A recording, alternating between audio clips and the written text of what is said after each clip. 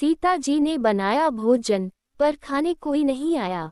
ये कहानी तब की है जब रावण का वध हो चुका था और श्री राम सीता जी के साथ अयोध्या लौट चुके थे। जब वे अयोध्या पर शासन करने लगे तब उनका यश दूर दूर तक फैल रहा था और वे मर्यादा पुरुषोत्तम कहलाने लगे थे।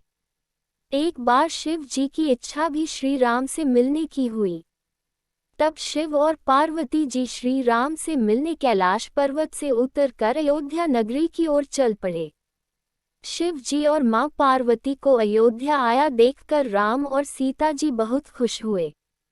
माता सीता ने उनका उचित आदर सत्कार किया और स्वयं भोजन बनाने के लिए रसोई में चली गई। इस बीच शिव जी ने श्री राम जी से पूछा, आपके सेवक हनुमान जी दिखाई नहीं पड़ रहे हैं। श्री राम बोले, वे बगीचे में हैं। शिवजी ने श्री राम से बगीचे में जाने की अनुमति मांगी और पार्वती जी के साथ बगीचे में आ गए। बगीचे की खूबसूरती देखकर उनका मन मोहित हो गया। आम के एक घने वृक्ष के नीचे हनुमान जी निश्चिंत होकर गहरी नींद में सोए थे और उनके खर्राटों से राम नाम की ध्वनि निकल रही थी। ये देखकर शिव जी और माता पार्वती चकित होकर एक दूसरे की ओर देखने लगे। माता पार्वती मुस्कुरा उठी और वृक्ष की डालियों की ओर इशारा किया।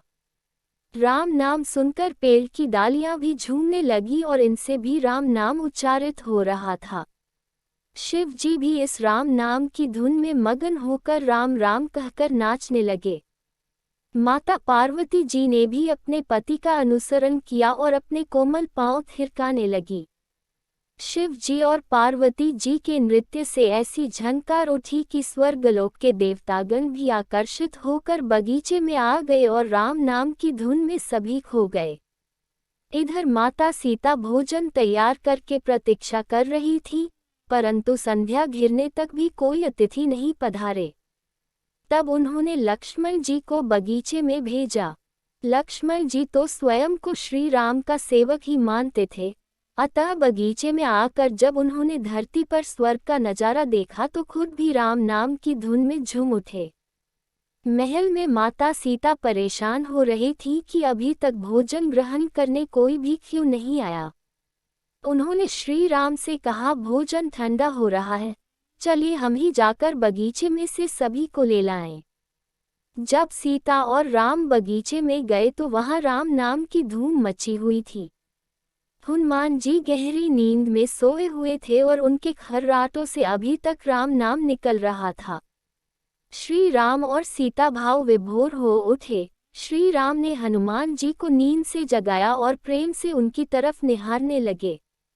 हनुमान जी प्रभु को आया देख शीघ्रता से उठ खड़े हुए। ये देखकर सभी देवतागण भी शांत हो गए। शिव जी खुले मन से हनुमान जी की राम भक्ति की प्रशंसा करने लगे। हनुमान जी संकोच में थे लेकिन मन ही मन खुश भी हो रहे थे। तब श्री राम और सीता ने शिव जी से भोजन करने का आग्रह किया। सभी लोग महल में भोजन करने के लिए चल पड़े। माता सीता भोजन परोसने लगी। हनुमान जी को भी श्री राम जी ने पंक्ति में बैठने का आदेश दिया। हनुमान जी बैठ तो गए, परंतु उनकी आदत ऐसी थी कि वे श्री राम के भोजन करने के उपरांत ही भोजन करते थे।